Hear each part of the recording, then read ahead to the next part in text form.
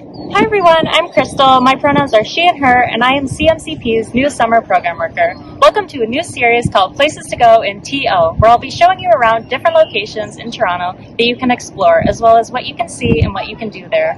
Before we jump in, I'm just going to do a land acknowledgement because it's important to remember we are guests on this land and we must be respectful of that. We acknowledge the land we are meeting on is the traditional territory of many nations, including the Mississaugas of the Credit, the Anishinaabe, the Chippewa, the Haudenosaunee, and the Wendat peoples, and is now home to many diverse First Nations, Inuit, and Métis. We also acknowledge that Toronto is covered by Treaty 13 with the Mississaugas of the Credit. The first place I'm going to be showing you is Trillium Park. Located at 955 Lakeshore Boulevard, Trillium Park and the William G. Davis Trail is a 7.5 acre of public green space on part of Toronto's waterfront. Previously a parking lot, it's now full of life, ready to be enjoyed by joggers, picnic goers, strolling families, and everyone in between. The waterfront trail is named in honor of Bill Davis, who was the premier when Ontario Place first opened in 1971.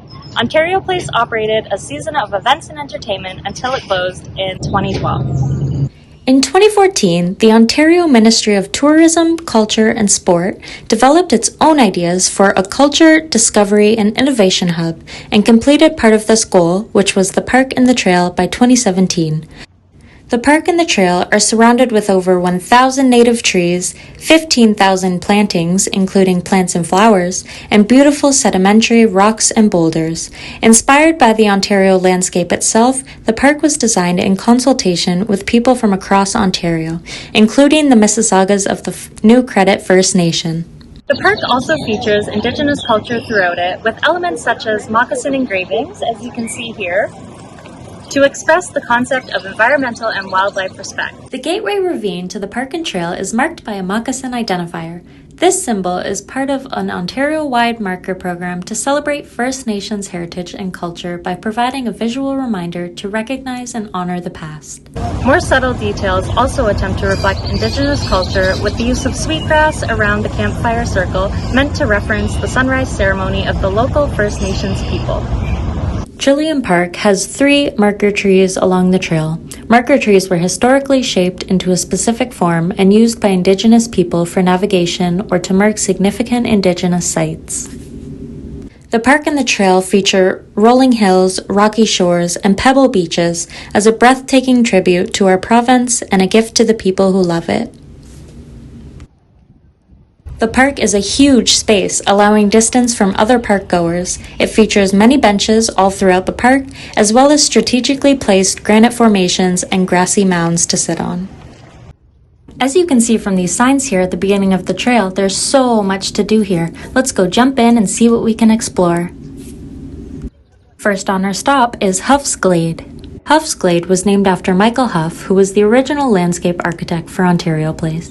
Characterized as a gentle revolutionary by former Toronto Mayor, Hough is widely remembered as a pioneer in his field and for supporting the idea that nature should influence and inform the cities we build. As you can see from the video, HOUGH'S GLADE is a little nook designed to offer some solitude away from other park goers. Next up is the Pavilion. The Pavilion is an open-air structure inspired by evergreen forests and the structures of Ontario Place.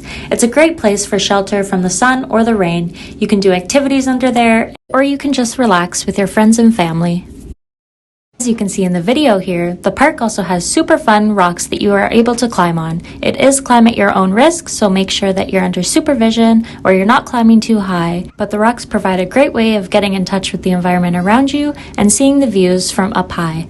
If you don't like climbing, there's also sand and rocks that you can play with instead. Another thing you can do is go sightseeing and just look at the views that you can see around you. In this video, you can see boats going by, you can see sea-doos. If you look up in the sky, you can see helicopters, and you can also see different kinds of birds and what sounds they make. It's also just so relaxing to watch and listen to the waves as they roll up on the shore. This is the CINESPHERE, where they play movies that you can watch from inside of your car. They're going to be open from June 18th to 24th, showing these movies here. There's also a festival happening from June 27th to July 17th, and it's the Italian Contemporary Film Festival, where you can see other movies such as Pixar's Luca, which is set to open the event. If you're able to bring your bike down here, the trails are great for biking. And if you don't have a bike, you're also able to rent some bikes from the City of Toronto. The park also features a fire pit. Located along the water's edge near the pavilion, you can book it to hold bonfires and admire the view of the skyline and water. It's also a great place to make and enjoy some s'mores. Luckily enough, this park also has a wide variety of washroom availability. There are 3 open public washrooms available at the entrance of the park, as well as another bathroom by the Vista Eatery at the opposite end of the park. If you're driving to the park, there's a huge parking lot with tons of spots, and parking is available for only $10.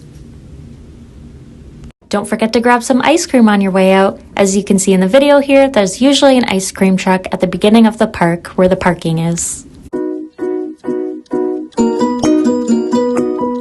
So in this part of the video, I'm going to be showing you some fun crafts that you're able to do using things that you find around you outside and things you can find in the park. So for this one, you're just going to need about 3 leaves or however many leaves you want. So I have 1 here, 2, and 3. You're also going to need a piece of paper, and you're going to need a marker or crayon or pencil, anything that you have. So the first thing you're going to want to do is you're going to lie your piece of paper flat on the ground or on a table. Then you're just going to take your 3 leaves or 2 leaves, however many leaves you have, and you're going to lie them flat on the piece of paper.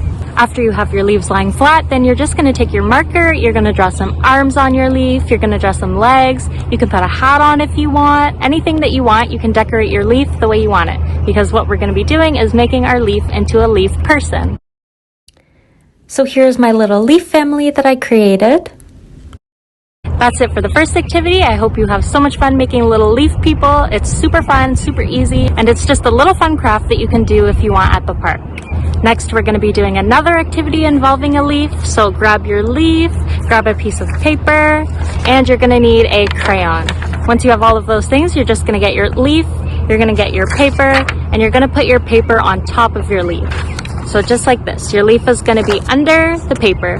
Next, you're just going to take your crayon and you're going to color over the spot where your leaf is underneath of the paper. So if my leaf is here at the top, I'm going to color here at the top. If my leaf is down here in the middle, you're going to color down here in the middle. And here is the final product for my leaf sketching. So that's it for that activity. That is just a nice little fun leaf sketching. So it's also pretty easy to do and also very fun. Next, we're gonna need some sticks. So go around, walk around the park, find as many sticks as you can so we can use for this activity. And you're also gonna need an elastic band, just like this.